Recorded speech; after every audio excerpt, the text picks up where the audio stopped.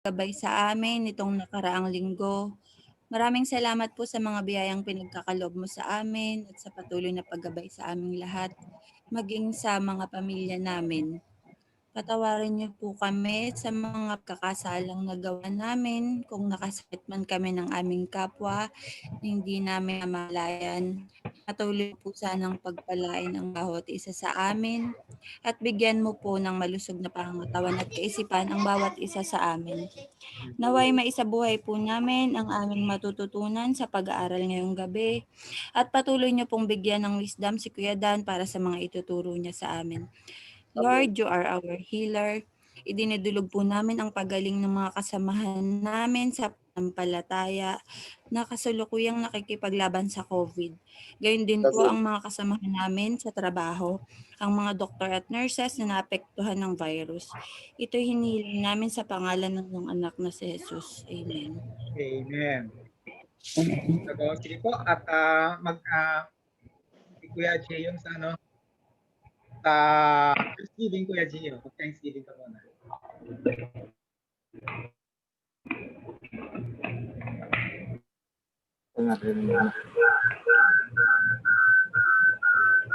Gio.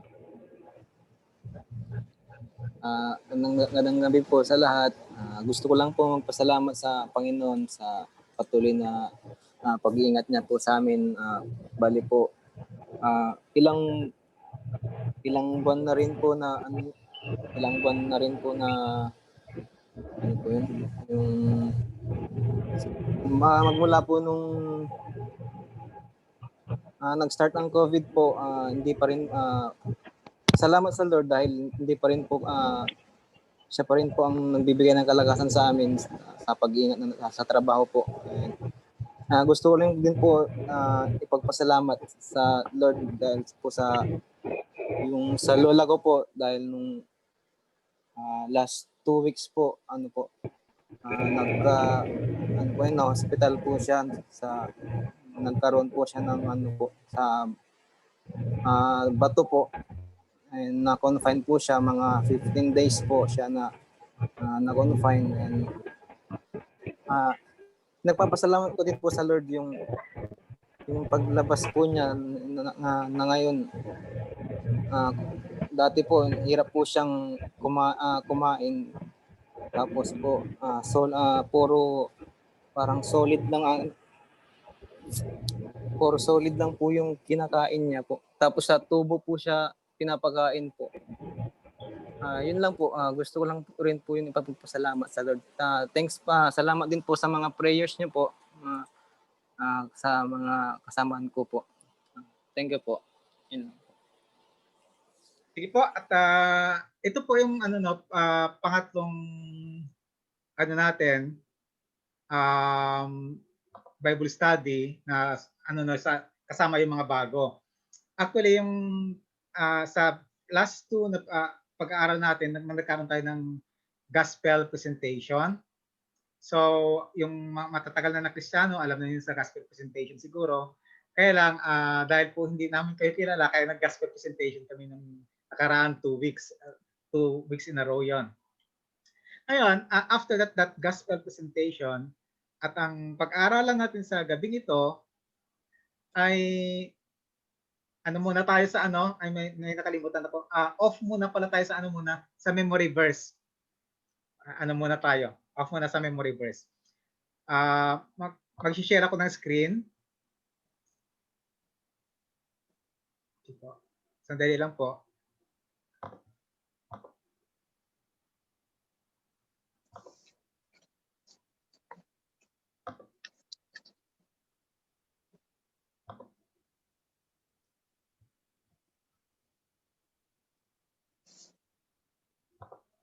Sandali lang po, nawala yung aking presentation. Okay. Share screen. Ay, para.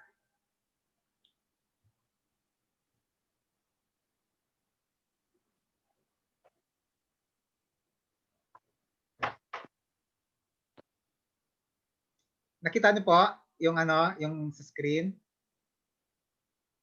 Yes po, clear po. Clear, okay.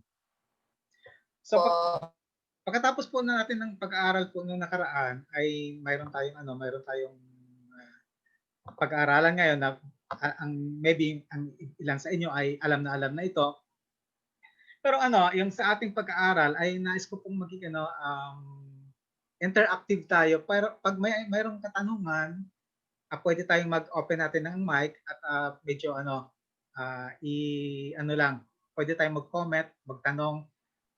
Kung mayroong konting nais i-share o kaya i-clarify natin, pwede tayong magtanong.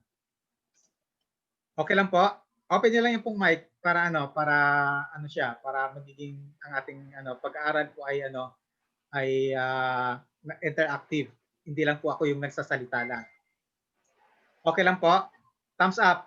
Okay lang? Okay, ate. Okay po kuya. Okay. Okay po. Okay po, kuya. Ayan po, sige, basahin natin po ang topic natin sa gabing ito ay ang may pamagat, sino ang Diyos? Yan. Kaya, maaring mayroon na kayong idea or sa inyong of course, turuan tayo sa Pilipinas about religion. Kung sino, meron tayong idea kung anong definition natin ng kung sino ang Diyos. Pero sa ating introduction, nais ko pong pabasa kay Ate Gemma. Sige, basahin mo po Ate Gemma yung sa introduction natin. Kung nakikita mo pa Ate Gemma? Hindi pa sa pala to, si G. Biorgi. Yan pala yun. Hindi ko mabasa eh. Opo. Basahin mo ate, ang introduction natin. Sa simula pa lamang ng kasaysayan ng tao ay naroon na ang kanyang pakikipag-ugnayan sa Diyos. Ito ay pinatotohanan ni Apostol Pablo na nagwikang ang maaaring malaman tungkol sa Diyos ay maliwanag. Yamang inihayag ito sa kanila ng Diyos mula pa nang likhain niya ang sanlibutan. Ang kalikasang hindi nakikita ang kanyang walang hanggang kapangyarihan at pagka-Diyos ay maliwanag na nahahayag sa mga bagay na ginawa niya. Kaya't wala na silang maidadahilan kahit nakilala na nila ang Diyos. Siya ay di nila pinarangalan bilang Diyos ni pinasalamatan man. Sa halip, naghaka-haka sila ng mga bagay na walang kabuluhan at dinimlan ang kanilang mga hangal na pag-iisip. Amen. So Amen. yun ang sinasabi diyan sa ating introduction. Sa simula pa daw, sabi diyan, sa kasaysayan ng tao, naroon na po yung nakipag-ugnayan ng Diyos sa atin. Ibig sabihin, mayroon na tayong mayroon na tayong insight kung sino po yung Diyos. Dahil po, siya po nagpakilala sa atin. Sabi niya, ito po ay pinatutuhanan ni Apostol Pablo. Ito nga po yung sinasabi na very, very familiar verse siguro sa mga matatagal na Kristiyano, yung Romans 1:19-21. So sabi diyan, yung sa Romans 1:19-21, sabi diyan, mula sa mga salitang ito yung sa Romans, sinasabi diyan, ay makikita ang ilang katotohanan na dapat maggabay sa ating pagkilala sa Diyos. So ito po yung marami pong paraan po na para makilala natin ang Diyos. Pero yung pag-aaralan sa gabing ito ay yung ilang paraan para makilala natin ang Diyos. Ito yung binasa ni Ate na sa Romans 1:19-21. Sabi diyan, ang Diyos ay nagpakilala sa kanyang mga nilalang.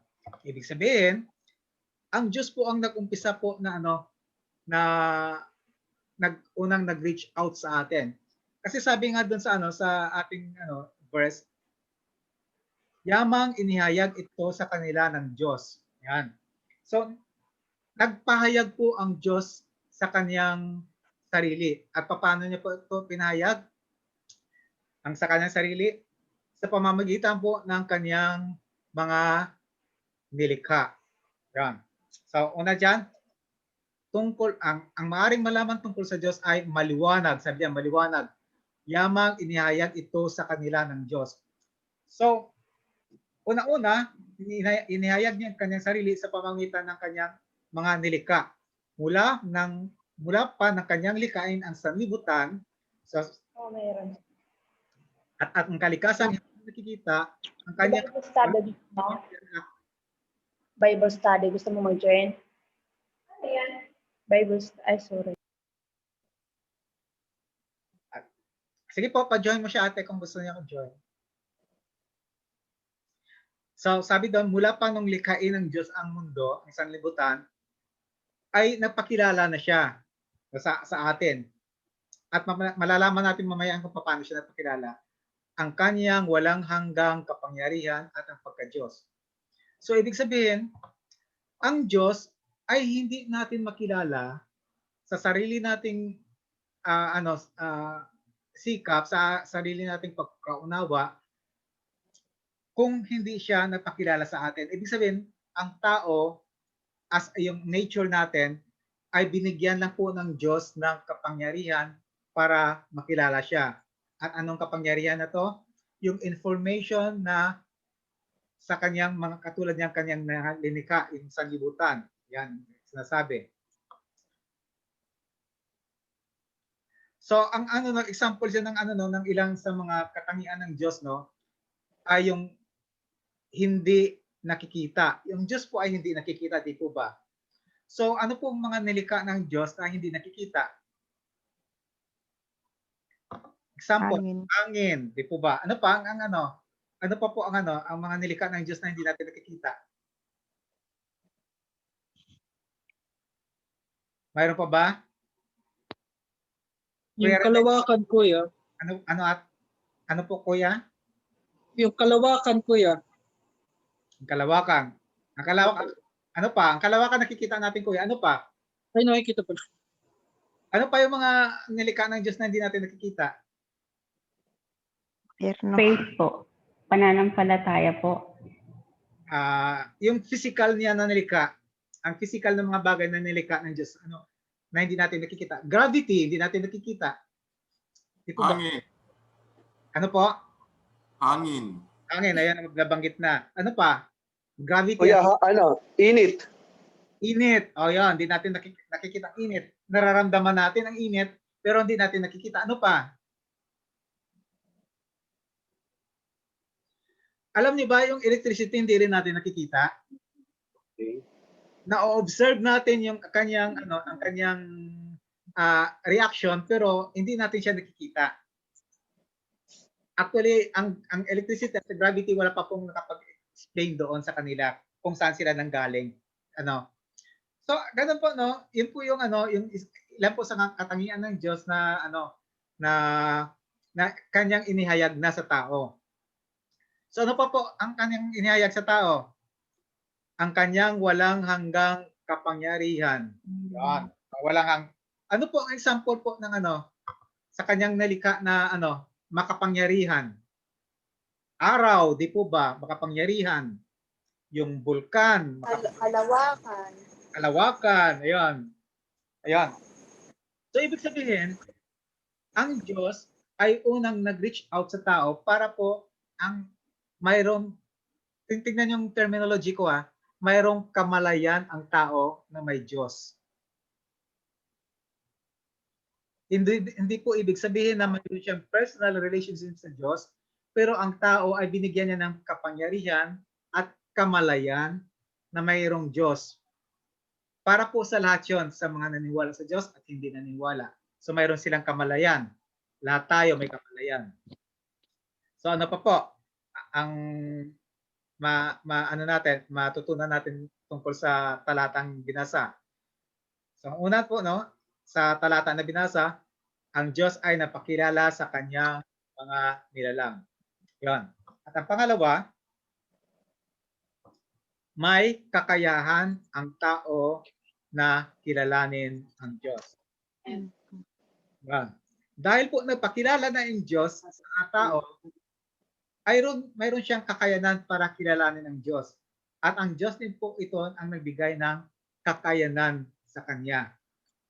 Ang sabi doon sa ano no, sa ating teksto,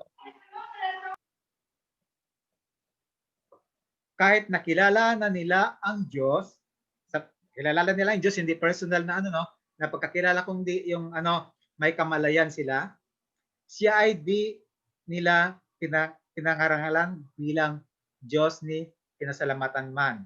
Yan. So ibig sabihin, ang tao na binigyan ng kakayanan na kilalanin ang Diyos ay mayroon pa rin taong na hindi kinilala ang Diyos. Yan ano. So, pag ang tanong sa atin, ganito.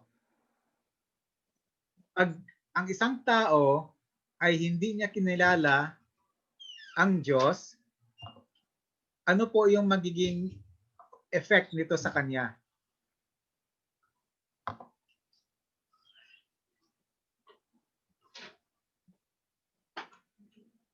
Ulitin ko ang tanong.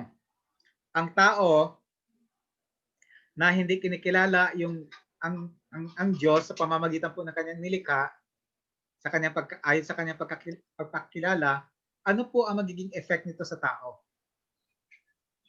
Mayroon bang ano, mayroon bang Kapahamakan. ano po, kuya?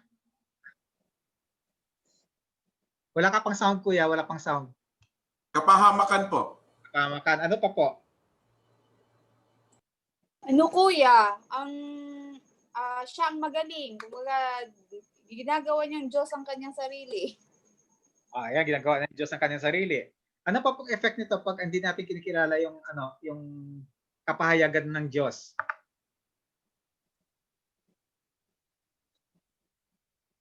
Kuya, walang direksyon ang buhay niya. Walang direksyon ng buhay niya. Okay.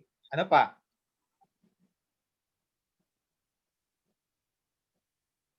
Alam niyo po, ang Wala siyang takot. walang takot sa Diyos. Amen. Oh. Alam niyo ba yung ano no, yung hindi kumikilala sa Diyos, ang natural na tendency nito ay ang kapangyarihan ng Diyos na binigay sa kanya para makilala ang Diyos, ito ay binabawi ng Diyos. Ulitin ko. Di ba nabanggit natin kanina, mayroong kapangyarihan ng tao na kilala ng Diyos. Habang hindi niya kinikilala ang Diyos, ang kapangyarihan na ito na pagkakilala sa Diyos ay binabawi ng Diyos dahan-dahan sa kanya. Paano? Kung matigas po ang ulo natin na hindi na tayo kumikilala sa Diyos, habang tayo lumalayo ay tumitigas po ang ating puso, di po ba? Habang kung nire-reject natin yung Diyos, ay ang ating puso ay lalong tumitigas. Yun po ang indication na binabawi ng Diyos ang ating kapangyarihan na kilalanin siya dahil tumitigas yung ating puso. Sabi nga sa Romans 1:18, basahin ko lang, hindi ko na i-flash. Ang sabi nga doon ay, bali lang po,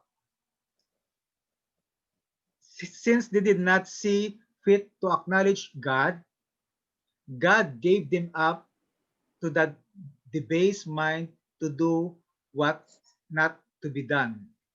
Ang ibig sabihin, kung ano po ang layaw nila, ay binigay na ng Diyos sa kanila. So po yung ang nabanggit natin kanina na tumitigas yung puso natin, nalalay tayo sa Diyos, nawawalan tayo ng direksyon, yun po ay mga produkto lamang ng pagbawi ng Diyos ng kapangyarihan sa atin na kilalanin siya. Kaya nga po yung isang taong matigas yung puso, tapos pag nagkaroon, nalalapit lamang siya sa Diyos kapag mayroong trahedya sa kanyang buhay. Na-overcome yun yung kaya po pinapakita sa kanya ng Diyos na binibigyan siya ng trahedya sa kanyang buhay. Kaya po yung taong ito ay lumalapit ulit sa Diyos. Pero ang taong ito po ay dating matigas ang puso. Kaya nga po, inaabot sila ng Diyos sa pamamagitan po ng mga ganitong klaseng situation. Tandaan natin, ang ating pagkalayo sa Diyos ay ay nawawala tayo ng direction, yun po ay mga produkto lamang. Pero ang pinaka-source noon ay binabawi ang kapangyarihan natin para po makilala ang Diyos. Amen po? May katanungan, may nais idagdag, may ano? O pag wala, o diretso tayo sa number 3. Ano pa bang matutunan natin sa talatang iyon, ang nabasa natin kanina? Sabi dito, sige pakibasa ano, Kuya Dennis, pakibasa, number 3.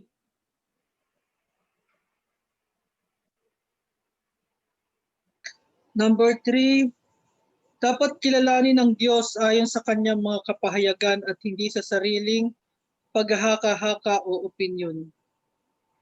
Amen. So sabi doon, sa ano natin, balikan natin yon. Ito no, sa halip, naghaka-haka sila ng mga bagay na walang kabuluhan at nadimlan ang kanilang mga hangal na pag-iisip. Yon, mga hangal na pag-iisip. So ibig sabihin pala, kung ang nagpakilala ang Diyos sa atin, tapos mayroon tayong sariling opinion na ano, tungkol sa Diyos, ang opinion natin, ang tawag doon ng Bible ay kahangalan. No?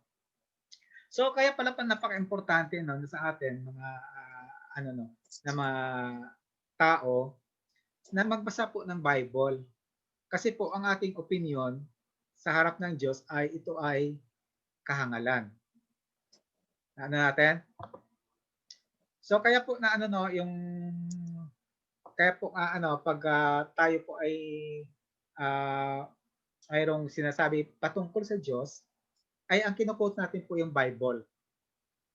Pag wala dun sa Bible, hindi na natin siya hindi na nag-agam-agam na tayo kung ito po yung ating opinion ay tama o hindi. So makikita natin dito na katulad ng isang halimbawa, may isang binata, mayroon siyang nililigawan na dalaga. Kahit ano niya po na bigay ng chocolates, ng roses, ng regalo, kung ano pong kahit anong pong klaseng pagsuyot niya, kung ang babae naman ay hindi siya kinakausap, hindi na rin po makilala ang kanyang nagugustuhang babae. Ibig sabihin, ang tao po ay binigyan lamang ng ng boundary ng Diyos kung paano siya kilalanin. At ito ay sa pamamagitan lamang ng kanyang salita. Amen po ba? Hindi po pwedeng manggaling po sa sa pastor o sa pare o sa akin din ang pagkakilala sa Diyos. Dapat po manggagaling yun sa sa Bible. Pag ako po ay nagtuturo na taliwas sa Bible, nag-introduce ko yung tungkol sa Diyos pero wala naman sa Bible, hindi po ako nagsasabi ng totoo. Kaya kayo po na nandiyan sa online, kailangan anong man sinasabi ko dito ay kailangan i-double check din kung tama po yun. So, may question ba? May tanong? May nais idagdag? So, dapat natin kilalanin ang Diyos ayon sa kanyang kapahayagan. Amen po ba? Amen. So, dapat may regular Bible study. Napaka-importante. So, number 4, si ate, sino pa bang sasunod dito sa screen ko?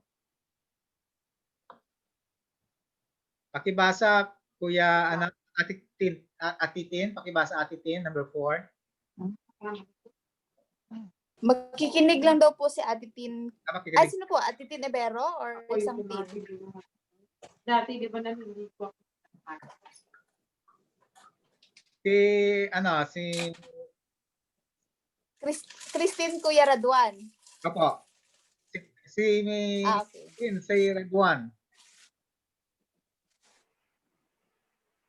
Ati Tintin, Ati Christine Padilla. Wala siya. Si si Ate Mimi, pakibasa Ate Mimi number 4. Number 4, ang pagkilala sa Diyos ng labas sa kanyang kapahayagan ay isang kahangalan at pagdidilim ng isipan. Number, Yan din. hello?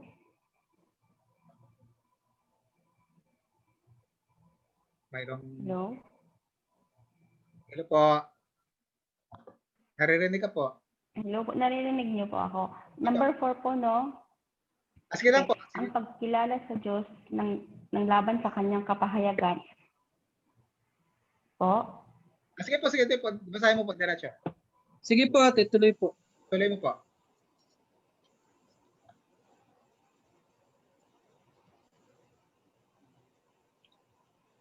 Ate? Ate Tin? Padilla?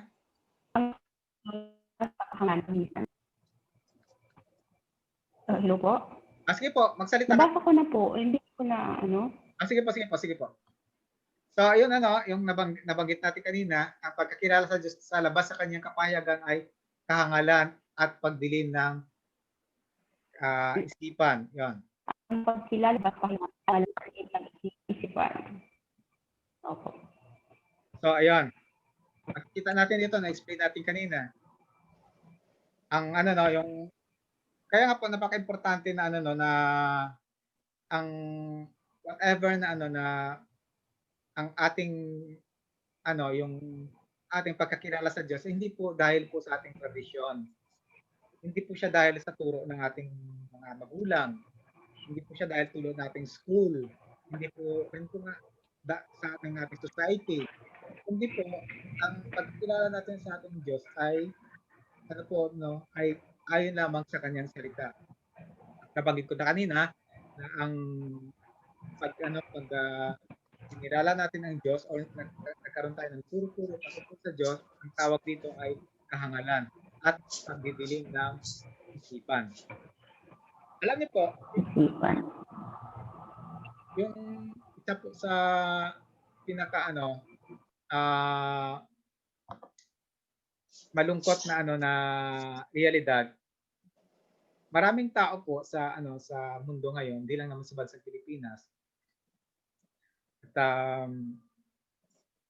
naniniwala sila sa Diyos, pero tinatawag nila ang sarili nila na Kristiyano, but hindi naman po sila ang kanilang pagkakilala sa Diyos ay ayon lang dun sa kanilang pagkakilala sa kanya. Hindi po galing talaga sa Bible. Kaya nga po yung ang natin, yung mga ating belief, mayroon tayong belief na tradition sa ating buhay na kinalakayanan natin, na tapos ay nung nagbasa tayo ng Bible ay salungat pala yung sinasabi ng Bible tungkol sa Diyos. Di po ba? Ang isa po sa pinaka-suggestion ko pag may ganun tayong karanasan ay sa akin po ayaw ko sa inyo, rule of the thumb, pag may sinabi ang Bible na salungat sa aking paniniwala, sinusunod ko po yung Bible. Pag may sinasabi pong Bible na salungat po sa sinasabi ng aking mga magulang, sinusunod ko po yung Bible. Pag may sinabing Bible na salungat po sa sinasabi ng society, sinusunod ko po yung Bible. Kaya nga po kailangan natin po regular na pag-aral ng salita ng Diyos, kasi po yung marami po influence ng mundo. Pag pumunta ka lang po pag unan ka lang ng TV, nagpunta ka sa social media, marami pong naghaka-haka doon patungkol sa Diyos. At sila po ay nagsasabi naman, kinikilala nila ang Diyos. Pero po, pag sinabi mo po, tinanong mo sila yung pinaka-basic na na tanong, ano po ang pagkilala mo sa Diyos? Wala sila pong mabanggit kahit isa na Bible verse kung paano nila kinilala ang Diyos. Ang mga babanggitin lang sa atin ay yung mga bagay na narinig nila sa kanilang kung kanino man nila narinig. So po, kaya nga po, tayo po, iwasan natin yung ganon. So, may tanong pa ba? May nais idagdag? Kuya Lito, may nais ka idagdag sa number 4? Ayos naman po kuya, maliwanag po. Tuloy lang po. Kuya Romir? Ano kasi kuya? Okay lang kuya, tuloy lang po kuya. So, ang sunod natin, ang sabi dito, Ito ang napaka-importante. Dahil sa rito, ang pananampalataya ng sino man ay hindi kailanman lalampas sa kanyang pagkakilala at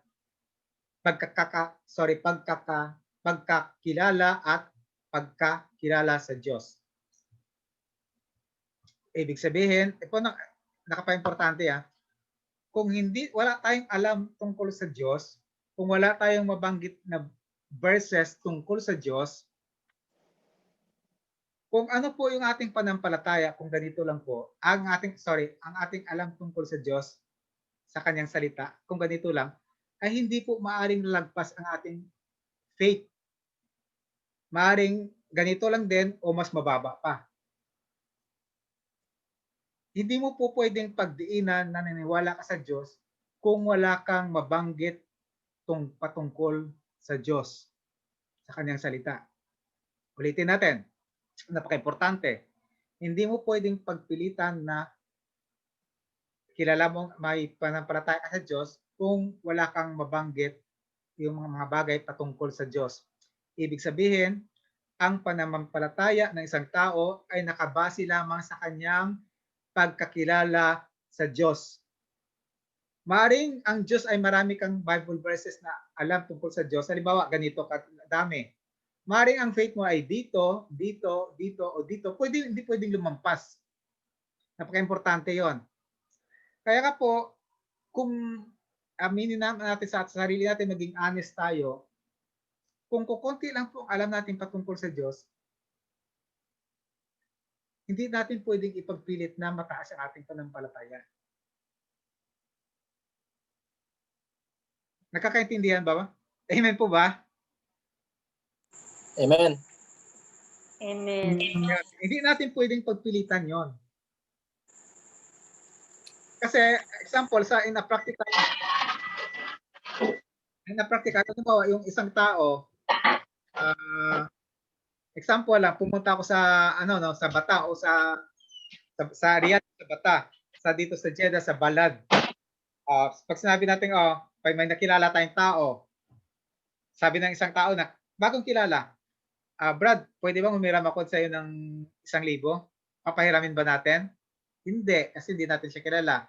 Pero kung kapalagayan na natin ng isang araw na tayo nagkakilala o 1 linggo na, pahiramin ba natin ng 1,000? Maaring hindi pa rin, di po ba? O kung 1 taon na, o maaring pwede na. Kasi marami na tayong information galing sa tao na yon. Ganun din po sa ating Diyos. Ang information na to, yung ating pag-aaral ng salita ng Diyos, ito ay information pa lamang. Kaya nga po ang tinatawag na Bible study, information pa lamang ito. Ito po yung unang hakbang para po natin makilala ang Diyos. Isa sa mga unang hakbang. So, sa pagpapatuloy natin, ito. Sino nga ba talaga yung Diyos? Ang tanong. Kuya Gio, pakibasa.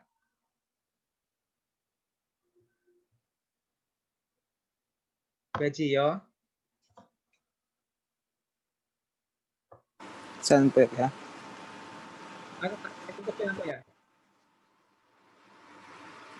Sino ang Diyos? Ang Diyos ay maraming pahayag tungkol sa kanyang sarili. Ang mga ito ay matatagpuan natin sa kanyang salita, ang Biblia. Diretso pa kuya. Una siya ang Diyos na lumalang ng lahat-lahat. Walang anumang bagay sa lupa o sa langit na hindi nilalang ng Diyos, at dahil dito ay walang sinuman o anuman na makapagmamalaki sa Diyos. Kilala niya ang bawat isa, nasusulat, di ba ninyo alam, di ba ninyo talos na itong si Yahweh ang walang hanggang Diyos. Siya ang lumikha ng buong daigdig. Hindi siya napapagod. Sa isipan niya ay walang makatatarok. Amen po. Amen. So, una ang sabi diyan sa ating introduction, ang Diyos ay maraming pahayag tungkol sa kanyang sarili. So, talakayan natin yung ilan sa mga kanyang kapahayagan. sa kanyang sarili. Marami siya po ng kapahayagan. Hindi natin ma-exhaust ang isang Bible study na para i-list lahat ng kanyang kapahayagan. So una doon, sabi doon, siya po ang lumalang ng lahat-lahat. So sabi doon, walang anumang bagay sa lupa o sa langit na hindi nilalang ng Diyos.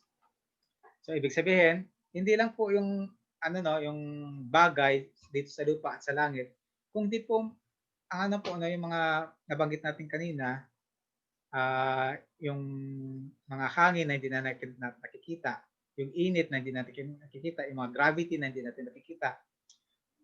Hindi lang po bagay ang nilalang niya sa lupa, hindi lang po mga bagay ang nilikha niya sa lupa, kundi kahit yung mga tao, yung mga may mabubuhay.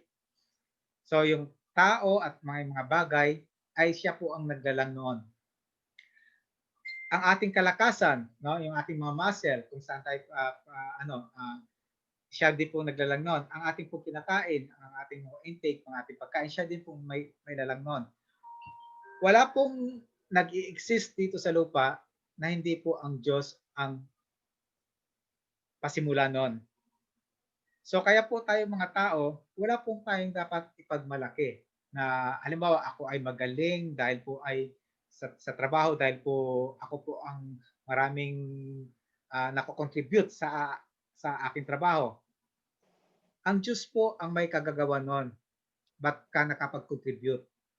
Hindi mo rin maaaring sabihin na ako ay matalino, ako ay number 1 sa board exam.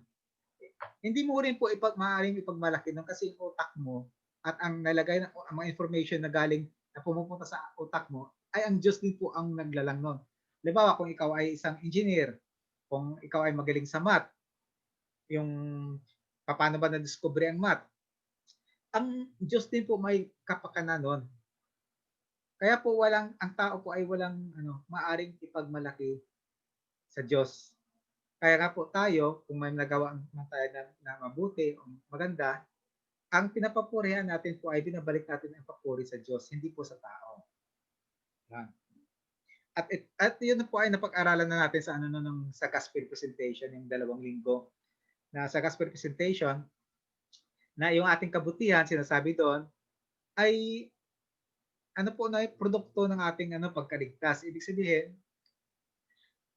ang nabanggit natin sa gospel presentation na sa simula pa, bago pa tayo nilikha, ang Diyos talaga ay gumawa na ng kalsada, ng daan natin na lalakaran para tayo ay gumawa ng mabuti. Ibig sabihin, ang ating kabutihan ay ginawa na ng Diyos yun na ating lalakaran. Excuse po. Kaya nga po, wala po tayong maaaring ipagmalaki. Sige po, mayroong karagdagan po sa sa unang pagpakilala ng Diyos sa kanyang sarili. May nais i-share? Sige po, pangalawa, Kuya Tong, pakibasa Tong. Kuya Tong, yung pangalawa.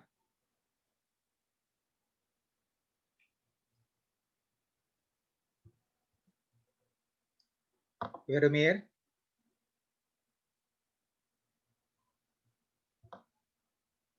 Kuya Tong.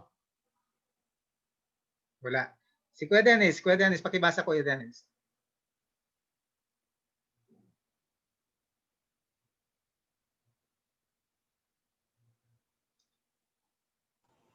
Ikalawa, ang Diyos ang may katakdaan sa bawat bagay na nangyayari sa buhay ng tao. Wika nga niya kay Job, ikaw ba ay tao na nang gawin ko ang mundo? Sino ang nagpasya nito tungkol sa lawak nito? Sino ang sumukat? Sino ang may hawak ng pundasyon ng mundo? Sino ang naglagay sa panulukang bato? Sino ang humarang sa agos ng dagat nang mula sa kailaliman nito ay sumambulat? Amen. So yung na to, bibigyan ko na ng konting background. Yung yung si Job, kung kilala natin si Job, sa hindi nakakilala sa kanya, ang kwento niya kasi ganito. Si Job ay isang matuwid na tao Siya po ay makadiyos, siya po ay mayaman, siya po ay may 10 anak, may asawa, at marami pong siyang kabuhayan, mga tupa, marami siyang mga alipin. Sa isang araw, lahat po ng ito ay nawala dahil sinubok siya ng Diyos. Yun ang kwento, paiksiin na lang natin. At sa haba ng ng kwento na yon ng ni Job sa kanyang buhay na naging makadiyos siya, nung nangyari ito, ay unti-unti na siyang nagreklamo sa Diyos. Bakit nangyayari sa kanya to?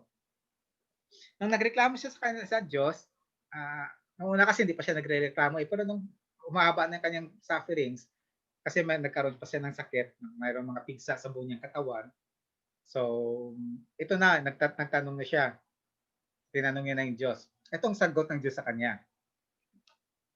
Ang sagot sa kanya ganito. Saan ka ba nung ginawa ko yung mundo? Tao ka na ba? Kung ko lang, paraphrase ko lang, tao ka na ba? Sino ba ang nagpasya sa lawak nito ng mundo? Hindi lang yung mundo, kasama yung langit. Sino po yung may susumukat nito? Sino po ang may hawak ng foundation ng mundo? Sino po ang naglagay ng panukulang bato? Ayun ang po, no? Lahat ng iyon ay mga rhetorical question na hindi masagot ni Job. O nga naman, pag halimbawa tayo, nagka-problema tayo, no? May malaking tayong problema. Tapos tanungin natin sa ang Diyos. Magrereklamo tayo sa Diyos. Lord, ba't nangyari sa akin ito?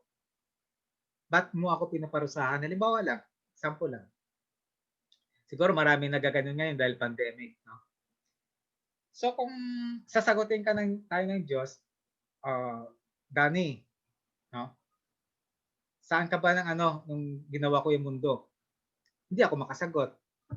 Sino ba nagpasya sa lawak nito? Hindi ko rin siya masagot. Sino ang sumukat nito? Hindi ko rin siya masagot. Kasi alam ko siya.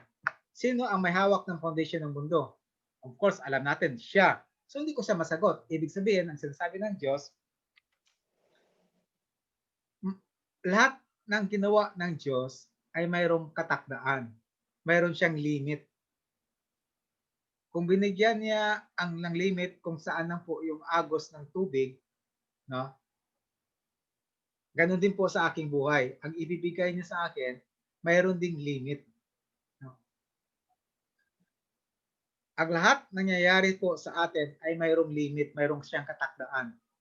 So ibig sabihin, ang Diyos pa rin ang may control. Kung iniisip natin na out of control siya dahil po ay masyado ng malaki ang ating problema, nagkakamali po tayo. He is still in control. Sabi nga dyan, walang anumang bagay sa lupa na labas sa kapangyarihan ng Diyos.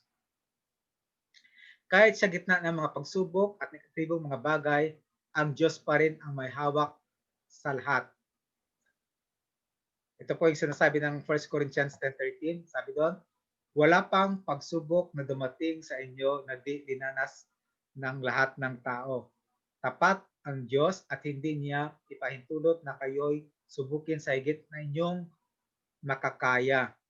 Sa halip, pagdating ng pagsubok, bibigyan niya kayo ng lakas upang mapagtagumpayan yon. Dahil dito, dapat lamang na hindi mawala ng loob ang sinuman sa harap man o anong panganib o kahirapan. Pag tinignan natin, napakabuti po ang Diyos dahil po siya po ang naglagay ng katakdaan kung ano po yung mga mangyayari sa ating buhay at kung ano po mangyayari sa mundo. At siya rin po ang nagbigay ng ng solusyon. Siya po ang maggagabay sa atin. Ang sabi diyan sa 1 Corinthians, sabi niya, hindi ipahintulot ng Diyos na kayo'y subukin na higit sa inyong makakaya. Sabi doon, sa halip, pagdating ng pagsubok, bibigyan niya kayo ng lakas. So makikita natin na lahat po ng ating problema ay mayroon siyang solusyon. So marami po tayo sa ating OFW sa na ranasan, alam na natin na naghihiwalay, no, ang nagkakaroon ng broken family dahil po ang po noon, ang pinaka source pinaka ugat bakit sila naghiwalay. Dahil po ang akala nila po ay wala na pong solusyon sa kanilang problema. Yan po yan.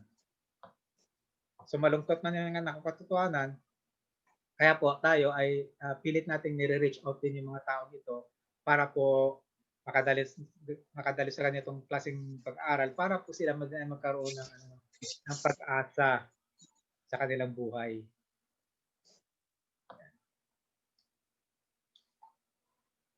So, amen? Mayroon po bang nais magdagdag? May nais magtanong bago tayo magpatuloy?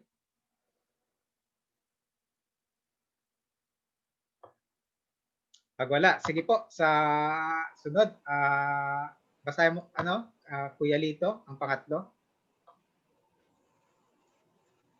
Okay, sige po, basahin po natin. Ikatlo, ang Diyos ay may plano para sa kanyang mga nilalang. At sa ating ang pakipag-isang ito, hinirang niya tayo bago pa nilikha ang sanlibutan upang maging banal at walang kapintasan sa harapan niya. Dahil sa pag-ibig ng Diyos, tayo kanyang itinalaga upang maging mga anak niya at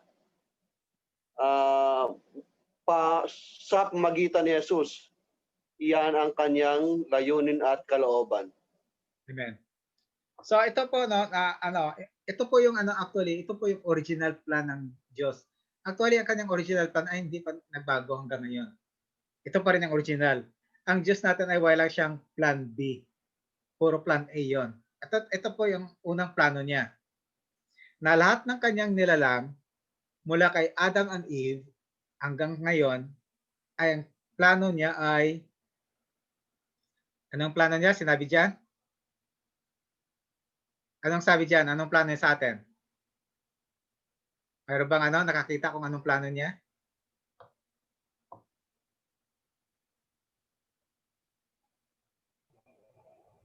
Anong plano ng Diyos? Maging banal. Maging banal at walang kapintasan sa harapan niya.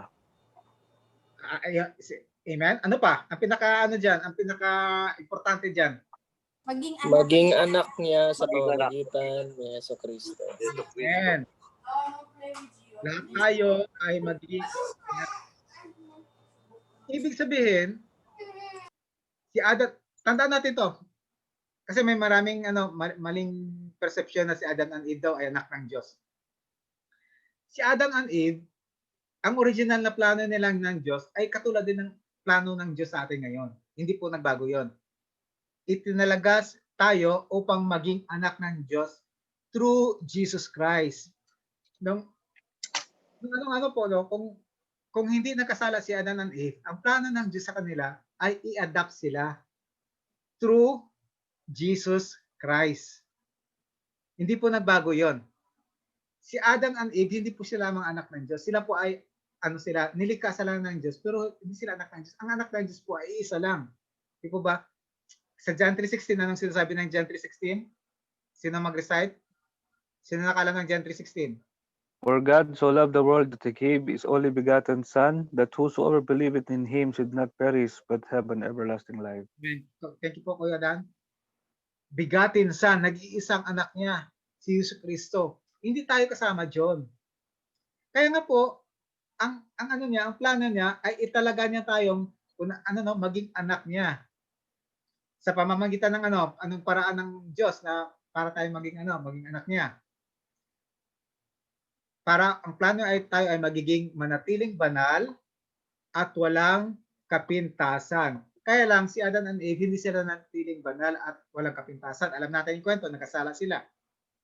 Kaya nga po, ngayon tayo at naging anak tayo ng Diyos through Jesus Christ, ayan, sa pamamagitan ni Jesu Kristo, dahil po binabanal tayo ng ating Panginoong Hesus, hindi po dahil sa ating sariling gawa. Ito yung gospel presentation natin nung last 2 weeks, no? Tayo ay nagiging banal at walang pipintasan dahil po sa kay Hesus Kristo, sa ating Panginoong Hesus, no? Kasi po, kung kaya man lang natin na pabanalin ang ating sarili, dapat po hindi na po napunta dito si Jesus Christ para mamatay sa ating mga kasalanan. Di po ba? No? Amen. Maliwanag yun. So dahil hindi natin kaya na pabanalin ang ating sarili, kailangan ng ating yung original plan ng ating Diyos Ama na i-implement din sa generation natin ngayon and all throughout the generation. No? So, yan po yung plano niya. So, napakabuti ng Diyos. Kailangan itanggapin natin si Jesus Christ as our Lord and Savior para po magiging banal at wala tayong kapintasan sa harapan ng Diyos. Amen. So mayroong nice idagdag doon sa sa pangatlo? Pag wala, dito tayo sa ito, sorry. Kuya, ito paki diretso ba? Sige, Kuya Dan. Pakibasa, Kuya Dan, ang layo. Ang layo ng Diyos sa ating mga tao ay upang kupkupin niya bilang mga anak niya at makapiling niya sa kanyang kaluwalhatian magpakailan paman. Hindi nilayon ng Diyos na ang sinuman ay mapahamak. Ang tao ay napapahamak dahil na rin sa kanyang tuwirang pagsuway at pagtalikod sa kalooban ng sa kanya ay lumalang. Amen, amen. So, thank you, Kuya. So, ang sabi diyan, ang layo ng Diyos ay tayo ay kupkupin.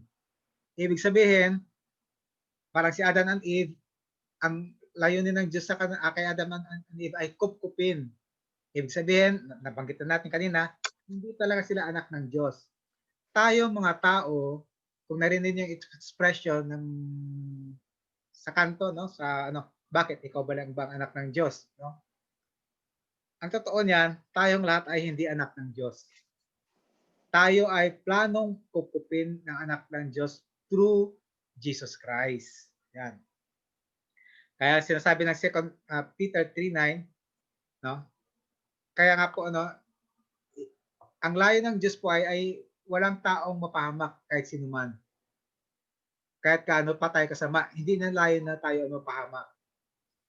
Napapahamak lang po ang tao, sabi diyan, dahil po sa ating pagsuway at pagtalikod sa ating Diyos. Yan. Kaya nga po, nandiyan po ang ating Panginoong Hesus, no? Nandiyan siya. Ang solusyon sa ating problema na hindi natin mabigyan ng kalunasan ang ating kasalanan.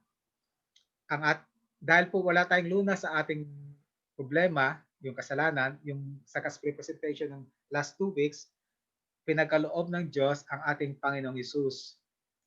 Yan. Kaya nga po, ang solusyon ng Diyos para hindi tayo mapahamak ay binigay niya ang kanyang bugtong na anak para sa atin.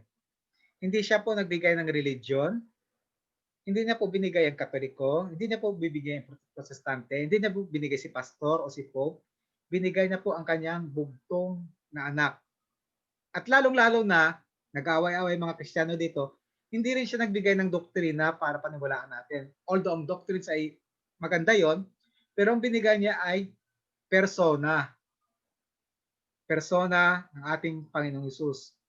Person po ang binigay niya, hindi po doktrina.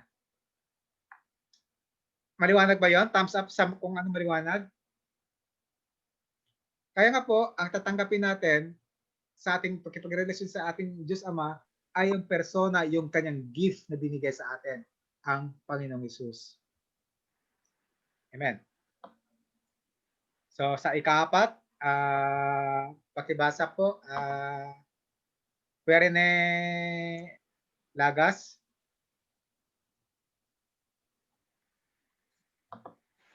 Ika-4, ang Diyos ang hahatol sa lahat ng kanyang nilikha. Anuman ang tagumpay o kabiguan ninuman dito sa mundong ito, mayroong Diyos na hahatol, magagantimpala o magpaparusa ayon sa kanilang mga ginawa. Yes, kaya. Sapagkat itinakda na niya ang araw ng paghukom sa sanlibutan at ito'y buong katarungan niyang gagawin sa pamagitan ng kanyang hinirang Panginoong Hesus. Amen. So, ikapat Amen. ang pagkahayag ng Diyos sa kanyang sarili ay siya po ay maghahatol sa lahat ng kanyang nilikha. Sino po, ano po ang nilikha niya? Yung tao nilikha niya. Siya po yung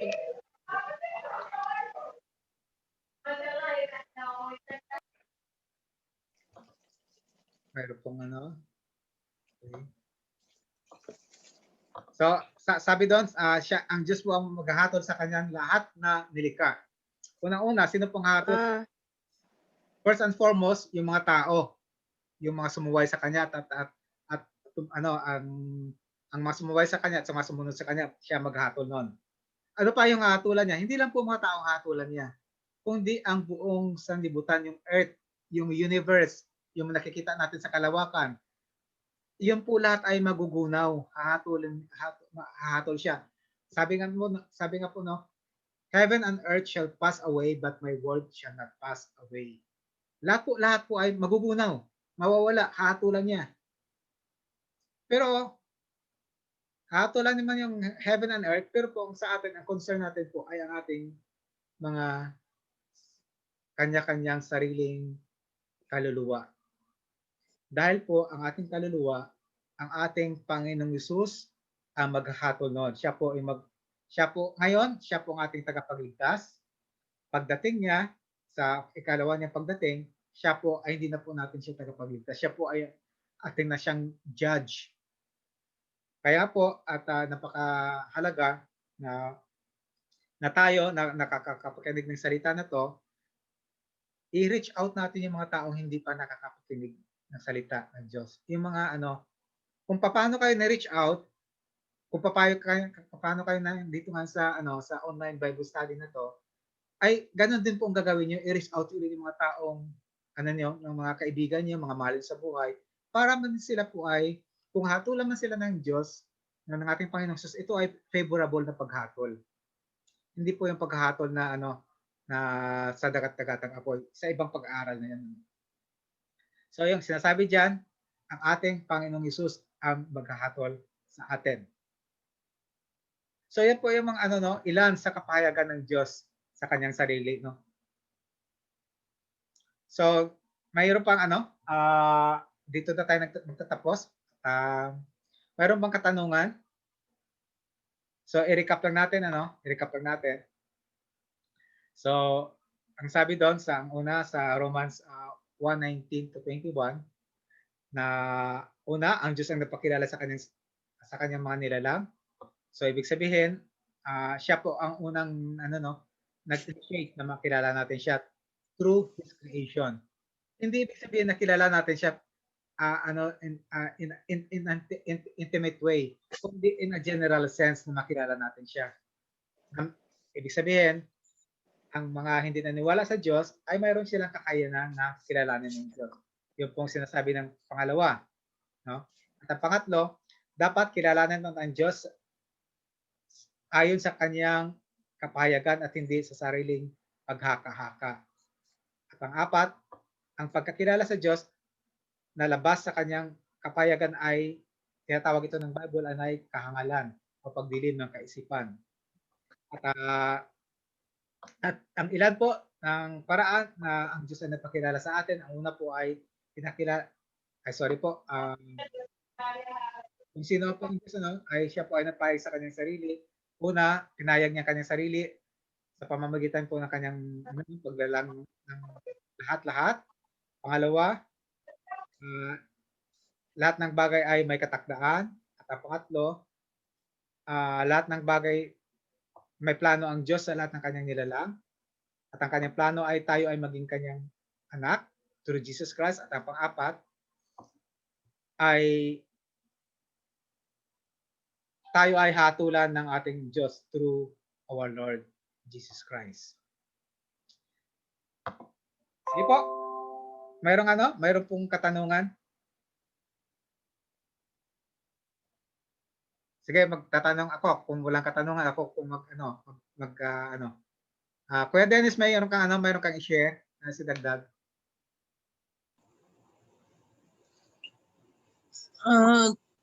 Ano po kuya, sa atin, ano po natin na mapalad tayo kuya na tayong mga nandito, tayong mga nasa online BS, sa mga bago nating mga kapatid na naka-join din natin ngayon, nakasama natin. Mapalad tayo mga ate at kuya na tayo ay nakikilala natin yung ating Diyos. Kumbaga, sabi nga doon sa kanina nabanggit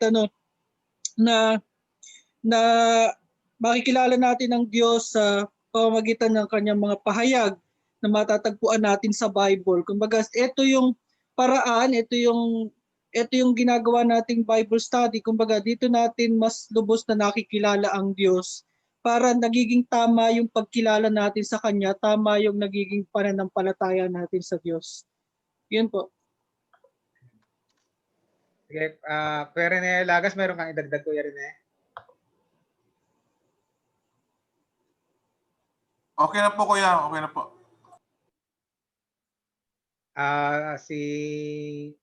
Si Kuya Dan, mayroon kang idadagdag? Yun po, katulad ng sinabi ni Kuya kanina, mapalad po tayo na lahat nandito tayo, at malalaman natin yung katotohanan at sinasabi ng kanyang salita. Malalaman natin ang katotohanan at ang katotohanan na magpapalaya sa atin. Yun lamang po. Amen po. Si Ate Tin Padilla, mayroon ka pong tanong? Mayroon ka pong idagdag? Ako po, natouch lang po ako kanina doon sa pangalawang pagpapahayag po nung sinabi na lahat po ng bagay yung may dahilan at Diyos yung na lahat po ng nangyayari kagustuhan ng Diyos po. Kasi parang ngayon po natouch ako doon sa sinabing yun. Kasi sa ngayon po kasi parang may COVID po kasi ako, nahawa ako ng amo ko.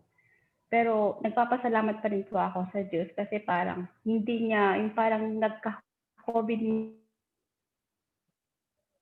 man po. Pero yung nasa maayos na, yung totally wala pong nararamdaman. So parang nagpapasalamat pa rin po ako sa Diyos na binigyan niya ako ng pagsubok. Pero alam ko po na kaya ko kasi hindi niya ako binigyan ng yung mabigat po talaga na alam pong hindi ko po kaya. Amen. Amen. Ate Amy Pondador, mayroon ka pong dagdag, mayroon ka pong Yun po. Mute pala ako. So, ayan, okay na po. So, continue lang po. So, si Ate Kat, mayroon ka pong idagdag, Ate Kat?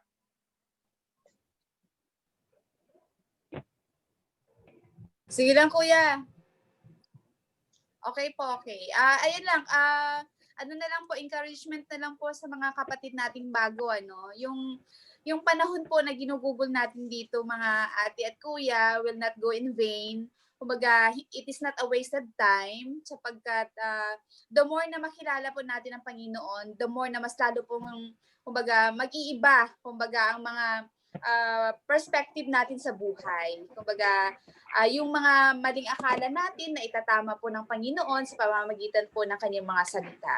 So, patuloy lang po tayo mga ate. Kumbaga, isang kapamaraanan, tama po yung sabi ni ate, ni Kuya Dennis, maging man po si Kuya Dan, pati dun po sa live testimony ni Ate Tin, na may purpose kung bakit ang bawat isa may purpose kung bakit nangyayari po kung yung pandemya sa kasalukuyan. So, it is one way of God, kumbaga, telling us and reminding us that He is in great control of everything. So, at yun po ang magbibigay sa atin po ng kalakasan, yung mga salita niya amidst pandemic. Now, kung wala po tayong kaalaman sa mga salita ng Panginoon, wala tayong pinanghawakang salita ng Panginoon, magiging hopeless po tayo amidst dito po sa COVID na to. So patuloy po tayo mga ate at kuya, ano. So hindi po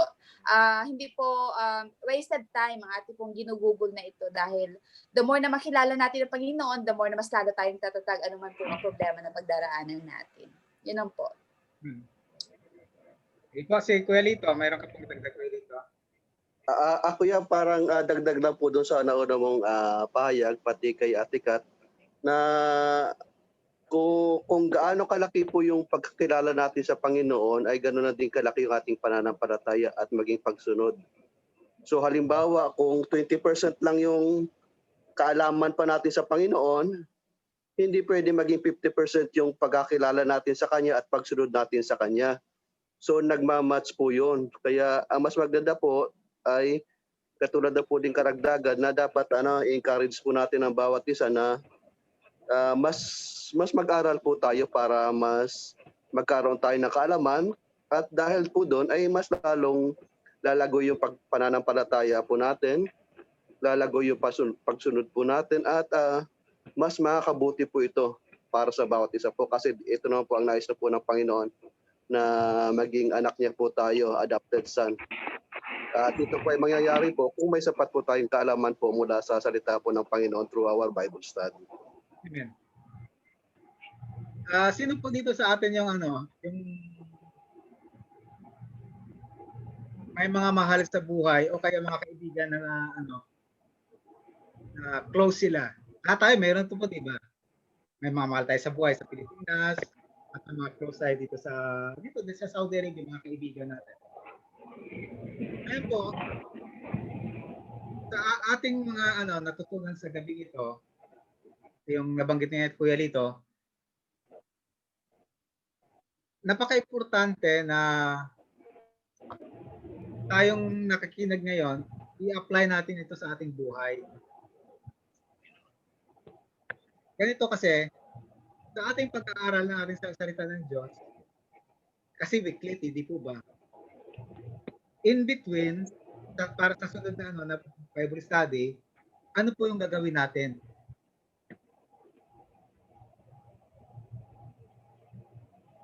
Diba? Ang gagawin natin ay i-apply natin sa ating buhay, ipadama natin na yung sa ating mga mahal sa buhay na kailangan nila ang ating Panginoong Hesus.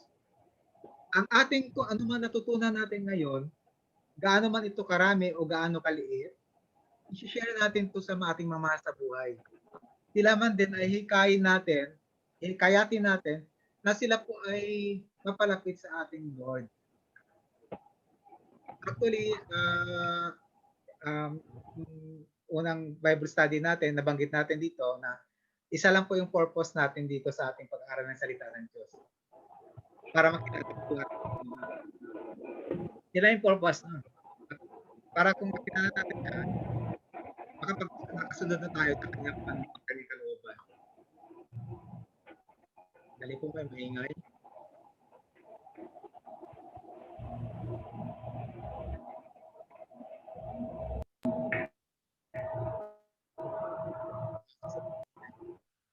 Ayan. So yun po so may isang linggo po tayo na pagpraktisan po natin yung mga mahal natin sa buhay. Actually yung buhay Kristiyano ay lagi pong may pagpa-practice. Ihikayan natin sila na dumalo ng ganitong gawain. Ibig sabihin, maaring tanggihan nila tayo, no? Maaring hindi rin. So ang gagawin natin, gumawa tayo ng mabuti sa kanila, katulad ng ginawa ni Kristo sa atin. Itong ginawa natin ay kabutihan ng Diyos to sa atin. Na naka-attend tayo ng Bible study. So ipaabot natin ito sa kanila. Para po yung yung purpose ng Diyos para sila man din ay yun nga makatulong tayo dun sa plano ng Diyos na lahat ng tao ay magiging kanyang anak through our Lord Jesus Christ. Yun po. So may nais pang mag-share? Si Ate Abby at si Ate Mitch saka may duty. Pag wala na po, okay lang ba? Wala nang i-share? Kuya Rene Lagas, meron kang i-share? Mayroon ka bang dagdag pa? Okay na? Sige po, pag wala po, at tandaan natin pinag-aralan, at ito po ay ipopost ko naman sa group chat natin, at ipapakita nyo to sa, sa mga mahal nyo sa buhay, at sila po mag-decide kung sila po ay mag-attend ng Bible study. Sige po, Kuya Rene Lagas, tayo po ay mag-close na. Isama natin sa panalangin yung Kuya Rene Tuale, may COVID. Si Ate Tin Padilla, may COVID din. Kasi Ate Beth, tatlo sila. Sino pang nais mag-pray? Si Ate Mitch po, Kuya, medyo lang po. Medyo masama lang pakiramdam. Yun po. Basta pasama. Ate Mitch po. Sige po, Kuya Rene. Sige po, palakpakan po natin ang Diyos na makapangyarihan. Magpapasalamat po tayo sa Kanya. Magpapasalamat po sa ganito. Muli, Diyos Ama, maraming salamat, Diyos Ama, sa buhay na patuloy mong pinagkaloob sa amin, Diyos Ama, sa gabi ito. Maraming salamat sa pagkakataon kung saan minsan pa, Diyos Ama, aming napag-aralan ang iyong salita, Diyos Ama. Maraming salamat sa yung salita na aming natutunan sa gabing ito para makilala ka namin kung sino ka, ang aming nag-iisang Diyos. Maraming salamat sa yung salita na pinadaloy mo, Diyos Ama, sa pamagitan ni Kuya Dan na siya nagtuturo sa amin. Maraming salamat sa buhay ni Kuya Dan at sa kanyang mga pamilya, Diyos Ama. Patuloy mo silang pagpalain, gabayan, silang mag-asawa, kanilang buong pamilya, kanilang mga anak. Patuloy mo silang gabayan, Diyos Ama, na magiging kagamit-gamit, Diyos Ama, sa iyong pasal. Lalo lang sa mga protection, Diyos Ama, sa kapanahunan ngayon kung saan lumalaganap ang pandemic. Patuloy mong pagkalob sa kanila ang iyong banal na protection. Maraming salamat din, Diyos Ama, sa mga bago na yung mga anak na andito, Diyos Ama, na patuloy nakikinig at gumagawa ng kabutihan sa pamagitan ng pagsunod na yung kagustuhan sa buhay nila. Maraming salamat sa buhay ng mga bagong mga anak. Patuloy mo, Diyos Ama, pagkaloob sa kanila ang kauhawan ng iyong mga salita at pagkaloob mo sa kanila ang knowledge, wisdom, understanding sa kanilang pananaliksik para kung sa ganoon is magkaroon sila ng malalim na relasyon sa iyo. Makilala ka ng bawat isa, hindi lang sa mga bago, kundi even sa amin na mga matagal na nandito, Diyos Ama. Patuloy namin hinihiling sa iyo ang gabay, patnubay, ang kaalaman, Diyos Ama, makilala ka namin at maisabuhay namin ang iyong mga salita. Sa gabing ito, Diyos Ama, patuloy namin hinihiling sa iyo yung banal na Espiritu na siyang gumabay sa amin, Diyos Ama, sa lahat ng aming mga desisyon, mga plano sa buhay, sa paglakad namin, Diyos Ama, na mayroong kinakalugdan mo, Diyos Ama. Patuloy namin hinihiling ang iyong banal na Espiritu na siyang manguna sa bawat isa sa buhay ng yung mga anak na andito. Even sa yung mga anak Diyos Ama na hindi nakaka-attend, patuloy namin silang pinapanalangin, Diyos Ama. Diyos Ama, sa gabing ito, tinataas din namin, Diyos Ama, ang aming mga kapatiran kung saan dumadanas ng pisikal na kahirapan, Diyos Ama, sa kasakitan, sa lumalaganap na pandemic, Diyos Ama, ang COVID virus. Patuloy namin dinudulog sa iyo ang buhay ng bawat aming mga kapatid. Kay Kuya Rene, kay Ate Beth, kay Ate Christine Padilla, ibig kay Ate Mitch, Diyos Ama, kung saan mayroon silang karamdaman, Diyos Ama. Ikaw ang Diyos na makapangyarihan, ikaw ang Diyos na nagbibigay ng buhay, ikaw ang Diyos na nagbibigay ng kagalingan. Patuloy namin tinataas ang bawat isa sa pangalan ng bugtong anak ni Kristo. Hinihiling namin, Diyos Ama, ang kagalingan ng bawat isa. Ang pisikal na kagalingan, Diyos Ama. Patuloy mong palakasin ang kanilang mga immune system, Diyos Ama. Even ang kanilang mga spiritual, Diyos Ama, na aspito sa kanilang buhay, patuloy mo itong panlakasin. Ang sa ganun, patuloy silang lumalapit sa iyo sa ganitong klaseng pagkakataon kung saan meron silang karamdaman, Diyos Ama. Patuloy namin hinihiling sa iyo na mas lalo pang palalimin ang kanilang pananampalataya sa iyo, ang pagkakilala sa iyo. Hinihiling namin sa bawat isa, Diyos Ama, na Sa ganitong pagkakataon, sa kanilang dinadanas, patuloy mo silang gabayan, ingatan. Ang kanilang kaisipan, ang kanilang buhay, patuloy na pagkalob sa kanila, ang kapayapaan, Diyos Ama. Walang posible sa Diyos Ama, ikaw ang Diyos na aming sinasamba. Ikaw ang Diyos na may gawa ng langit at lupa. Ikaw ang aming Diyos, ang aming nag-iisang Diyos. Sige po, palakpakan po muli natin ang Diyos. Muli, Diyos Ama, ito, sa aming paghihiwalay, patuloy naming hinihiling sa iyo, Diyos Ama, ang iyong banal na Espiritu sa pagsama sa bawat isa. Ang pag-iingat, lalong-lalo na sa pandemic na ito, Diyos Ama. Patuloy naming hinihiling sa iyo, Diyos Ama, ang iyong banal na pagsama sa bawat isa. Muli, sa gabi ito, aming kang pinapasalamatan at pinakakila sa matamis na pangalan ng bugtong anak ko si Kristo at Divine Espiritu Santo. Amen. Amen. Amen. Thank you po sa Mga kuya, ano pala po, pa-include na lang sa personal prayer po natin, yung mga doctors po namin sa OR, ayun po, meron kaming 3 doctor na infected po ng virus. So, maging man po yung mga staff, nagkaroon kami ng outbreak sa aming department. So, nung Thursday po, meron kaming 30 staff na infected po. So, let us continually pray po. Include na po sa personal prayer po natin. Yan po si Ate Kat at baka makalimutan yung ano niya. Sa ano siya, nagtatrabaho siya as nurse sa ano. Dalawa kami ni Ate Mimi. Sige po, thank you po Ate Tin, Padilla, si Amy Fondador sa Pilipinas. Thank you.